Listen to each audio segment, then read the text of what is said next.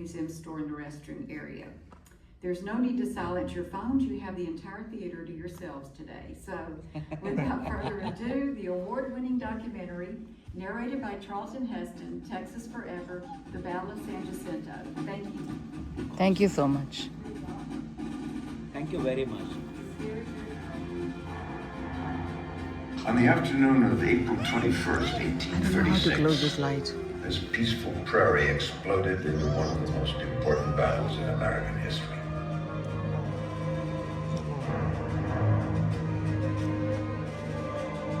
For weeks, a volunteer army of Texans under San Houston's command had been harassed by the well-drilled troops of Mexican President Antonio Lopez de Santa Anna.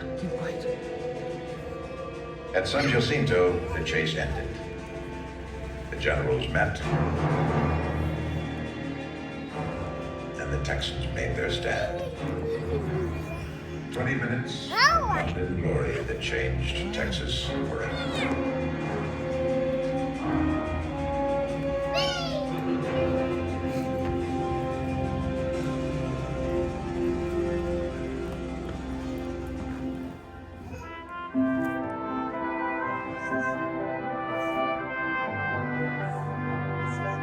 For 300 years, the court of Spain ruled an enormous empire which spread across North and South America.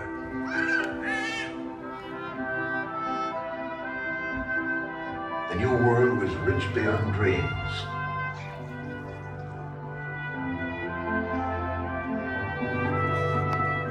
In Mexico and Central America, Spanish culture rivaled the great courts of Europe. The Spanish borderlands, settlements were primitive, few, and far between.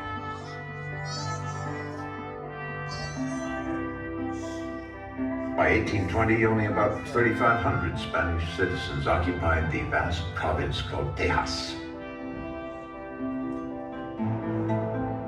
In reality, the frontier belonged to ranchers, trappers, Indians, and adventurers. Spain wanted permanent settlers in the province to help civilize it. Since few Spanish citizens were willing to move to such a remote region, it was opened up to foreigners. In 1821, Moses Austin was given permission to bring 300 American families to Tejas. Similar permissions were soon given to others.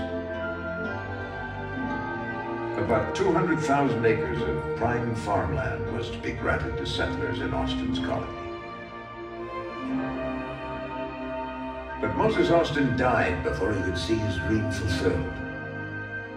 It was up to his son, Stephen F. Austin, to carry out his plans.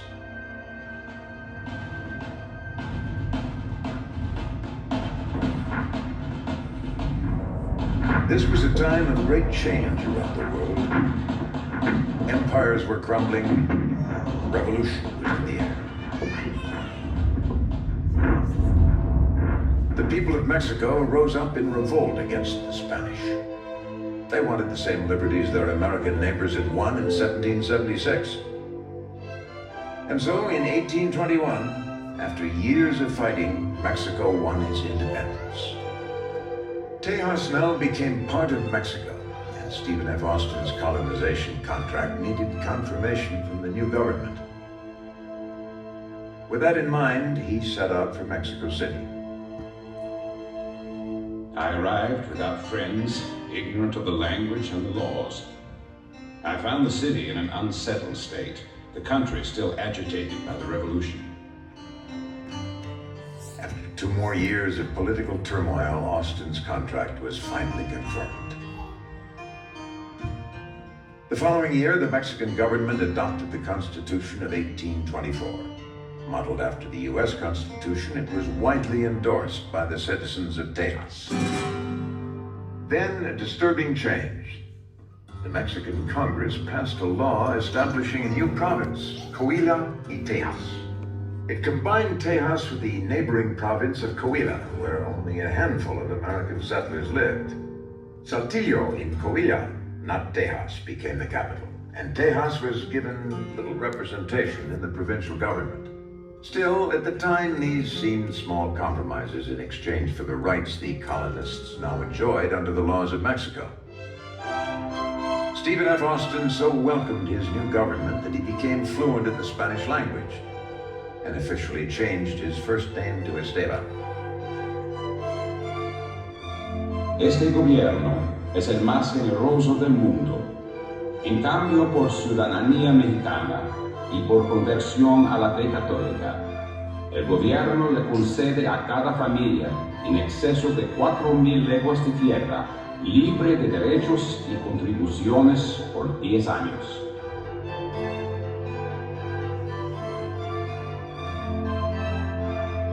By 1830, immigrants from the United States outnumbered native Mexicans in Tejas 4-1. Those numbers alarmed the Mexican government. And so, on April 6, 1830, the policy was changed, forbidding Americans and encouraging non-Americans to immigrate. The army was sent in to enforce the new laws. The era of goodwill between colonists and the Mexican government was ended. Rallies and calls for separate statehood within Mexico grew more and more common.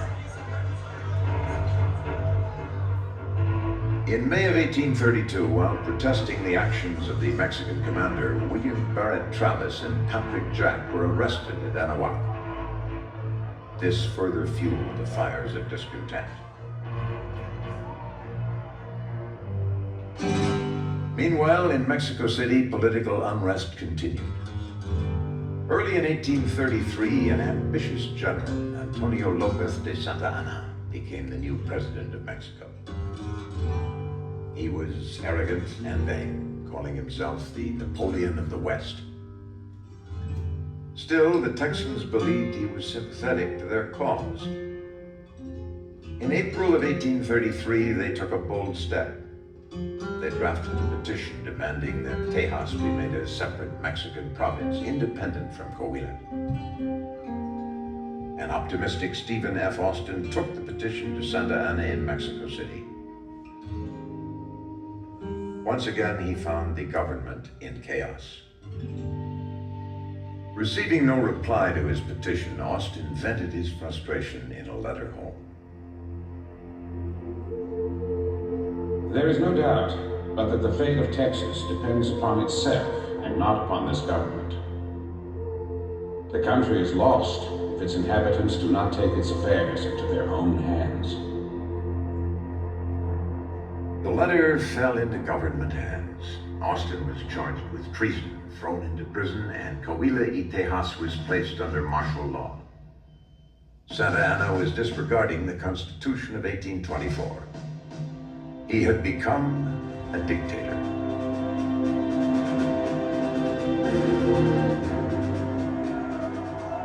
In June of 1835, another skirmish in Anahuac brought Santa Anna's brother-in-law, General Martin Perfecto de Cos, marching into Tejas.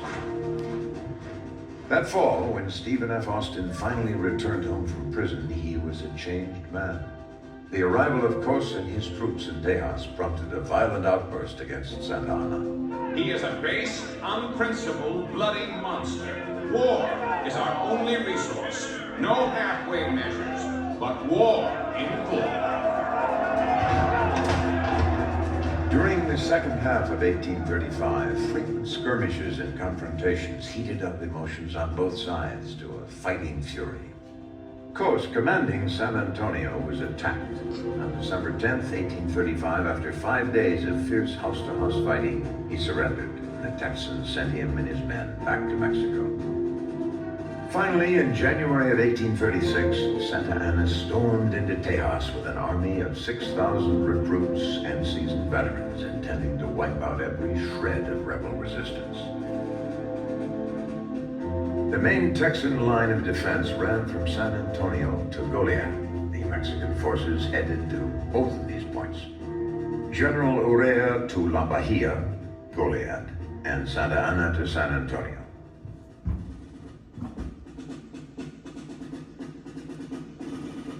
The first Mexican troops reached San Antonio on February 23rd. a determined band of fighting men, including Colonel William Travis, Jim Bowie, and Davy Crockett, retreated behind the walls of an abandoned mission at the edge of town, the Alamo. Santa Anna arrived on February 24th and demanded complete, unconditional surrender. Travis gave him an answer that became the rallying cry for the Texas Revolution. The enemy has demanded surrender. I have answered the demand with a cannon shot, and our flag still waves proudly. I shall never surrender or retreat. As Mexican soldiers streamed into San Antonio, a call to arms echoed across the land. Texas forever. Meanwhile, in a crude building in Washington on the Brazos River, elected delegates from all over Tejas met in convention. Despite all the talk of independence, Tejas had continued to support the Mexican Constitution of 1824. But the time for change was at hand. The delegates officially declared independence on March the 2nd, 1836, drafting and adopting a constitution, not for the province of Tejas, but for the Republic of Texas. They elected David G. Burnett, President of the Republic, and Lorenzo de Zavala, Vice President. Thomas J. Rusk was appointed Secretary of War, and Sam Houston, Commander-in-Chief of the Army. As a young man, Houston had served bravely under Andrew Jackson in the Creek Indian Wars. President Jackson remained his close friend. Houston eventually became governor of Tennessee. But in 1829, his new marriage abruptly ended, and Houston left the governor's mansion a broken man. He'd come to Tejas looking for a chance to make a new start. As commander-in-chief, he'd found it. Houston left Washington and rode west toward Gonzales, hoping against hope that there'd be time enough to save the Alamo. There wasn't.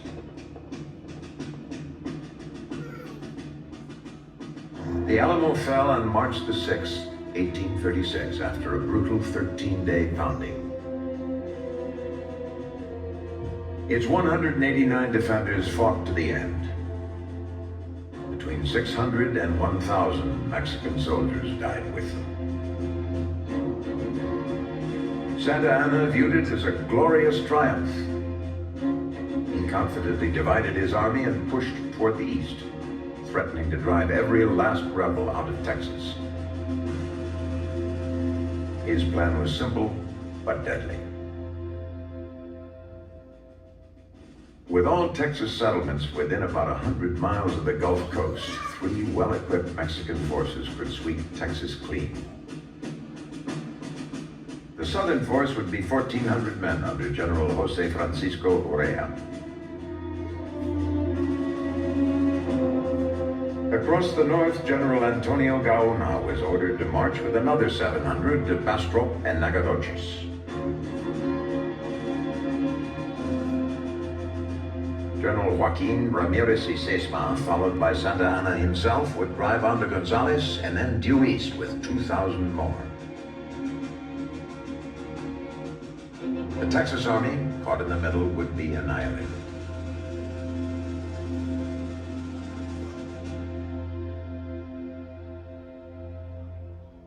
Back in Gonzales with a few hundred disorganized troops, Houston learned the terrible news.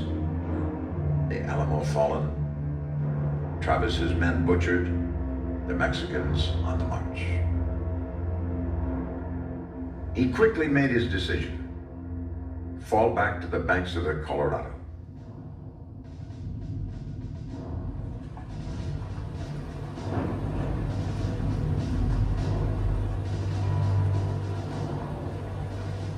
Houston's weary men slogged east. They crossed the Colorado on March 19th and made camp on the other side. They were tired and hungry. It was high time to fight. Then came more bad news from the south near Goliad. The other Texas force, 400 well-armed men under James Fannin, had surrendered to Orea following an all-day battle. Houston at once ordered a retreat to the Brazos. The Texas Army was at peak strength in the Colorado. Never again would it have so many men. As they retreated, men left in droves.